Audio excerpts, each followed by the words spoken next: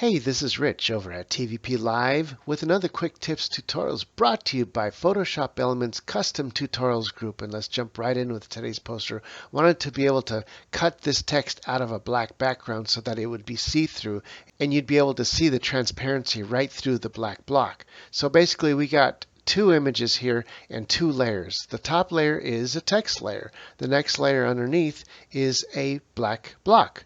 So basically what you want to do is place the text on top of that. Once we got it where we want it, then we come over to the text up here. I'm going to right click and select simplify layer. What that does is it changes the text into an image. Now we can edit the image. We couldn't do that while it was text. So next we want to grab the magic brush and we're going to choose everything within the text. So I'm going to choose that layer, and before I start choosing, I want to come down here to tolerance, and because it's nice solid edge text, I'm going to change that tolerance from 46 up to 100%, and that will allow us to be able to choose exactly every portion of the white.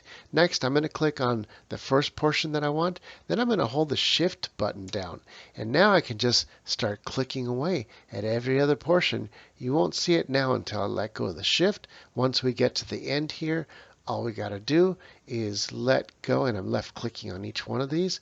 As soon as I let go of the Shift, now you're going to see the marching ants on every portion of that text. If I turn the text off, you're going to see what's left over. That's the stamp that we want to cut out.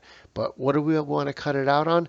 On this layer beneath. So let's go ahead and choose that layer, and all you got to do is hit delete. Boom, and there it is. It's really simple and easy to do. I'll hit Control D to deselect, and there we go. We've created a block with the text cut out, being able to see the transparency right through it. There's your clipping mask. And that's all there is to this tutorial. Hey, don't forget to like and subscribe. This is Rich calling it quits for this tutorial, saying over and out.